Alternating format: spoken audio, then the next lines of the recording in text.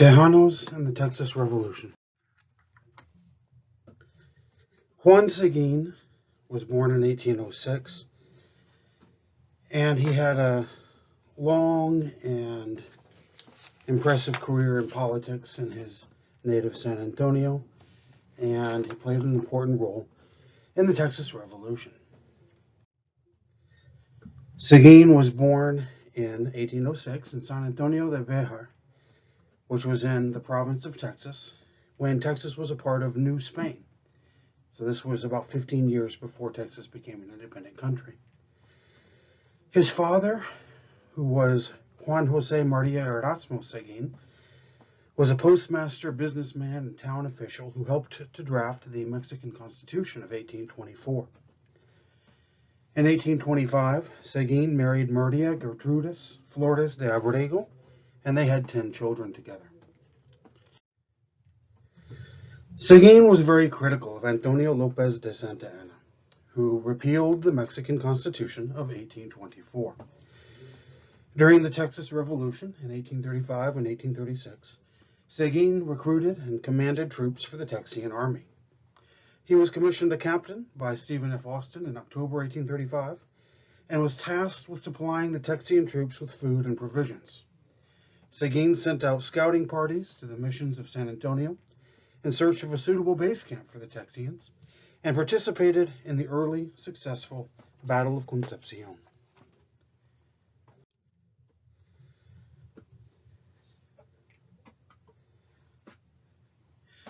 Martín Perfecto de Cos was appointed as military commander over Texas by his brother-in-law, Antonio López de Santa Anna, and established his headquarters in San Antonio on October 9, 1835.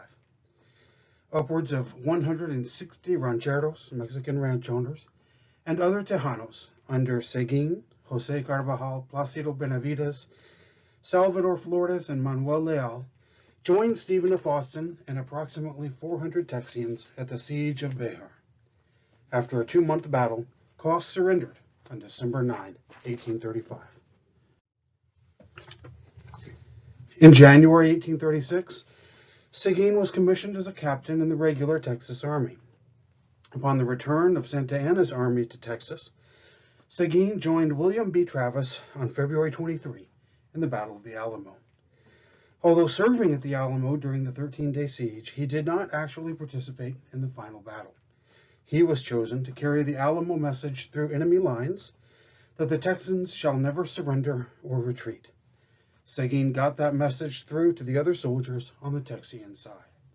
He then returned with men to reinforce the Alamo, but it had already fallen to Santa Anna's army. After the Alamo, Seguin reformed cavalry companies at Gonzales and acted as the rear guard, providing protection for fleeing Texas families during the runaway scrape. His company, with Captain Mosley Baker's company, blocked the Mexican army from crossing the Brazos River, preventing them from overtaking the Texians. His cavalry command, participating as infantry with Sherman's company, fought in the victorious Battle of San Jacinto. In May 1836, he was promoted to lieutenant colonel. On June 4, as a representative of the Republic of Texas, he accepted the formal surrender of the Mexican forces in the Alamo.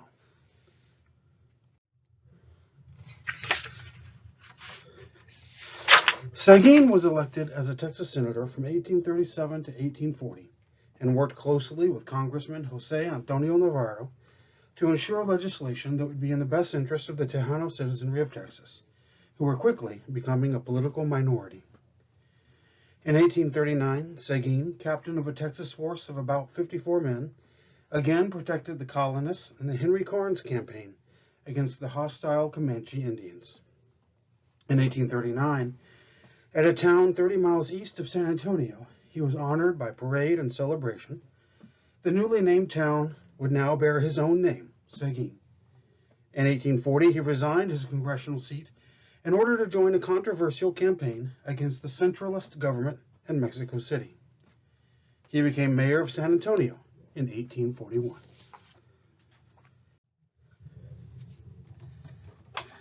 Texas became flooded with adventurous and land-hungry Americans who were unfamiliar with the native Texans' history and their loyal support of Texas. Seguin's leadership and loyalty was challenged by these newcomers. In 1842, when San Antonio was overrun by Santa Anna's forces, Seguin refused an order from the head of the Texas military to burn San Antonio to the ground. Colonel Seguin and the citizens of San Antonio sought refuge at Manuel Florida's ranch in the city of Seguin, Texas. A counterattack was planned, and even though Seguin pursued the Mexican army, chasing them from Texas, he was blamed for the attack. Seguin resigned from office in April due to threats on his life. Opposition to his defense of Tejanos' rights and false charges that he was aiding the Mexican army proved too much to bear. He fled to Mexico to seek refuge amongst my enemies, where he was captured, arrested, and coerced to enlist in the Mexican army as a staff officer. He returned to San Antonio with the opposition army of Adrian Wool in September 1842, and later served under Santa Anna in the Mexican-American War of 1846 to 1848. In 1848, Seguin requested permission to return to Texas. He returned that year and built a home in 1852 next to his father Erasmo Seguin's house and ranch in Floresville, Texas. He was elected to 2 terms as Justice of the Peace of Bexar County in 1852 and 1854, and became a founding father of the Democratic Party in Bexar County. In 1858, he published his life memoirs. Seguin served as county judge in Wilson County in 1869. Business dealings occasionally took him back to Mexico, and around 1883, he settled in Nuevo Laredo, Tamaulipas, Mexico, to be near his son Santiago, who was the mayor. He died there in 1890. His remains were returned to Texas in 1974, and as part of the nation's bicentennial celebration, were reinterred in his namesake town, Seguin, during ceremonies on July 4, 1976. A large monument in the downtown Seguin Central Park now honors his service to Texas.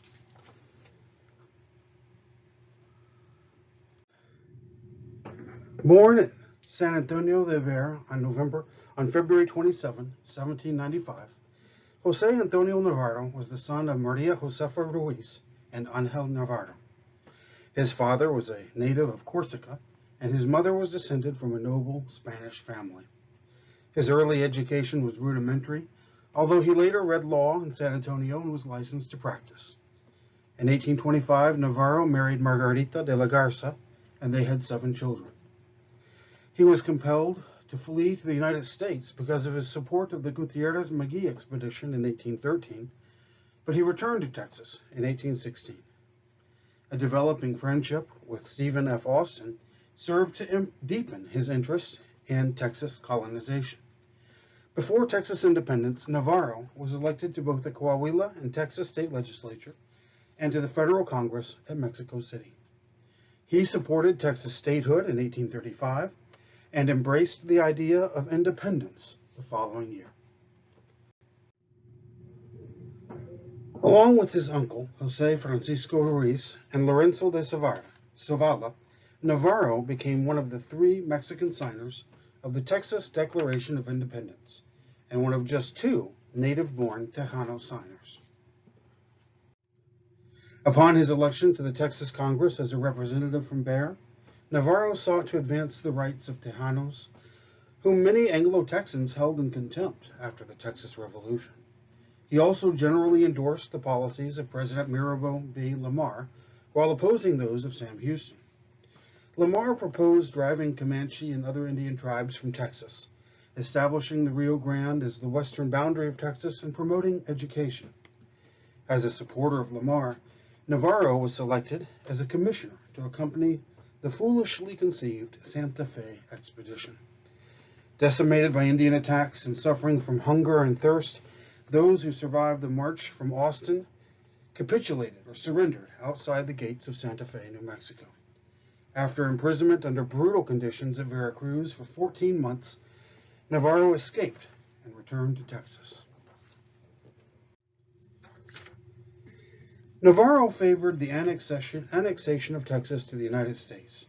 He was the sole Hispanic delegate to the Convention of 1845, which was assembled to accept or reject the American proposal. After voting in the affirmative, he remained to help write the first state constitution, the Constitution of 1845. He was subsequently twice elected to the state senate, though in 1849 he refused to run again.